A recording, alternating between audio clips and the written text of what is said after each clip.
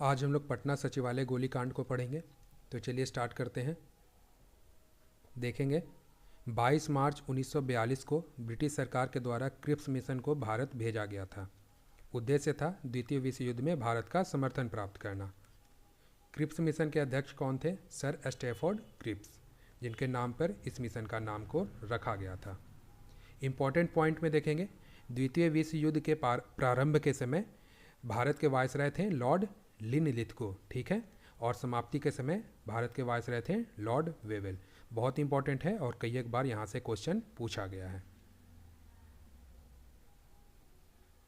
गांधी जी ने Cripps mission को दुर्घटनाग्रस्त बैंक का पोस्ट डेटेड चेक के रूप में क्रिप्स मिशन को वर्णित किया था।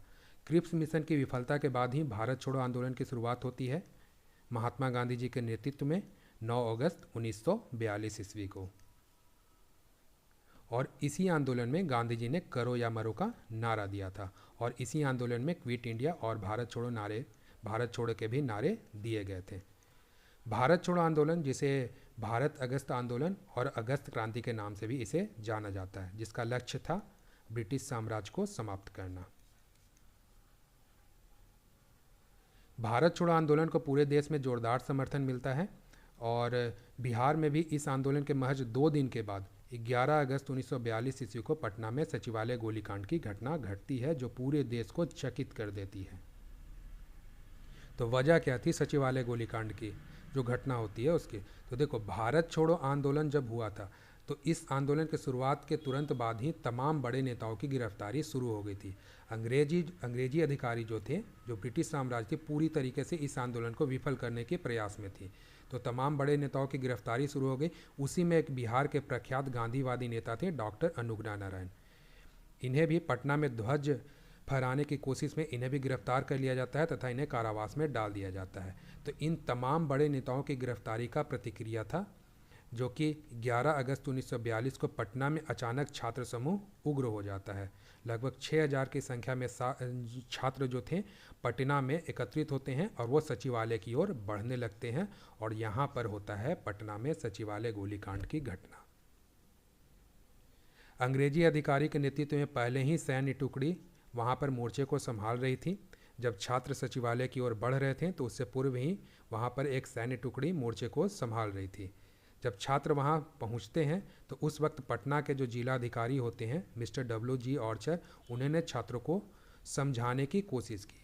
वहाँ पर जो अंग्रेज अधिकारी थे उन्होंने भी छात्रों को चेतावनी दी और तथा अंग्रेज के जो सैनिक थे उन्होंने छात्रों के ऊपर लाठीचार्ज भी की, पर जत्थे में जो शामिल छात्र थे इससे विचलित हुए बगैर निडर भाव से आगे बढ़ते रहे। यहाँ पर एक छात्रों के समूह में एक छात्र थे देवीपत चौधरी, मिलर हाई स्कूल के, उम्र थी 14 वर्ष। ये तिरंगे को लिए समूह का नेतृत्व करते हुए आगे बढ़े। झंडे लेकर आगे बढ़ते देख देवीपत चौधरी को सैनिकों ने सीने पे गोली मारी। अंग्रेज सैनिकों ने इनके सीने पे गोली मारी और इनकी मौके पर मौत हो जाती है, मृत्यु हो जाती है।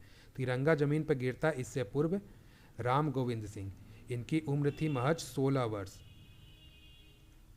ठीक है, और ये पुनपुन हाई स्कूल के छात्र थे। इन्होंने तिरंगे को थाम लिया और ये आगे बढ़ने लगे, लेकिन अंग्रेज के सैनिकों ने इन्हें भी गोली मारी और ये भी वीरगति को प्राप्त होते हैं। अब तिरंगा नीचे गिरता तो इनके बाद तुरंत रामानंद सिंह आगे बढ़ते हैं और इनकी उम्र भी महज 14 वर्ष थी। इन्होंने तिरंगे को थामा और ये भी आगे बढ़ने लगे। इन्हें भी गोली लगी और ये भी शहीद हो गए। इसके बाद तिरंगे को राजेंद्र सिंह ने थामा। इनकी उम्र 15 वर्ष थी और ये तिरंगे को थामे आगे बढ़ते हैं, पर अंग्रेजी सैनिकों ने इन्हें भी गोली मार दी, ये भी शहीद हो जाते हैं। और इनके बाद जगतपति कुमार ने तिरंगे को थामा। ये इन छात्र के जो समूह थे, 7 छात्रों के जो समूह थे, इनमें सबसे अधिक उम्र के ये थे जगतपति कुमार, और ये बिहार नेशनल कॉलेज जो है उसके छात्र थे द्वितीय वर्ष के।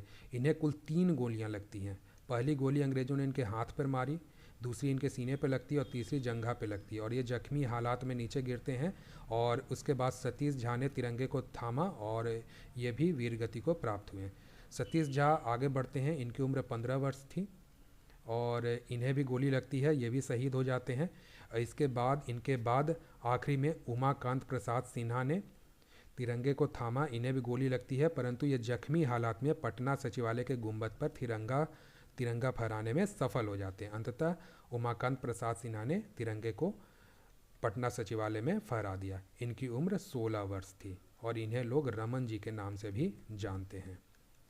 पटना सचिवालय गोलीकांड में जो 7 छात्र शहीद होते हैं उन्हें सप्तमूर्ति या फिर इन्हें शहीद स्मारक के रूप में भी जाना जाता है। ये जो 7 छात्र शहीद हुए थे पटना सचिवालय गोलीकांड में, उनकी प्रतिमा है। अब देखो यहाँ पर क्वेश्चन इनके नाम से और इनके निवास स्थान से भी पूछा जाता है, तो इधर भी ध्यान देंगे। देवीपत चौधरी जो थे वो सिलहट जमालपुर के रहने वाले थे। राम गोविंद सिंह जो थे वो दसरथा पटना के रहने वाले थे। रामानंद सिंह जो थे धनरुआ पटना के रहने वाले थे। राजेंद्र सिंह जो थे वो बनवारी चक सारण के रहने वाले थे। जगपति कुमार खराटी औरंगाबाद के रहने वाले थे। सतीश प्रसाद झा खडहरा भागलपुर के रहने वाले थे। और अंततः उमाकांत प्रसाद सिंह, इन्हें रमन जी के नाम से भी जाना जाता है। सिन्हा नाम था, उमा प्रसाद सिन्हा, ये सारण के रहने वाले हैं। ठीक है।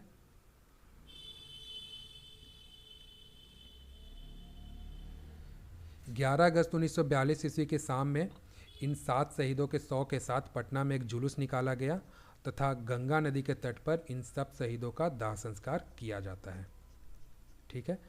अब एक प्रोफेसर हैं बलदेव नारायण, इन्होंने सरकारी दस्तावेजों के आधार पर एक पुस्तक लिखी थी अगस्त क्रांति, जिसमें इन्होंने बताया था कि उस दिन अंग्रेज अधिकारियों के ऑर्डर पर 13 से 14 राउंड गोलियां चली थीं और उस दिन 7 से अधिक छात्रों को गोली लगी थी। लेकिन कुछ छात्रों की मृत्यु मौके पे हो गई थी और कुछ छात्रों को इलाज के लिए अस्पताल में ले जाया गया था और कुछ दिन बाद उनकी मृत्यु हो गई थी।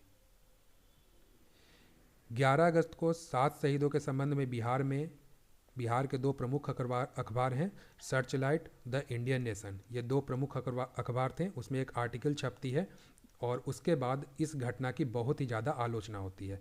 द इंडियन नेशन एक अंतर्राष्ट्रीय अखबार था और इसकी जो शुरुआत है इसकी शुरुआत दरभंगा के राजा महाराजा कामेश्वर सिंह के द्वारा इस अखबार की शुरुआत की गई थी।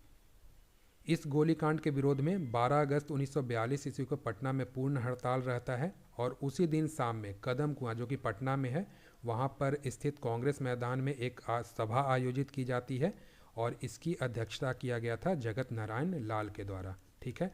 इसमें संचार सुविधाओं को ठप करने तथा सरकारी कार्यों को बाधित करने का प्रस्ताव पारित किया गया था। भारत को आज़ादी मिलने पर 15 अगस्त 1947 ईस्वी को बिहार के तत्कालिक राज्यपाल जयराम दौलत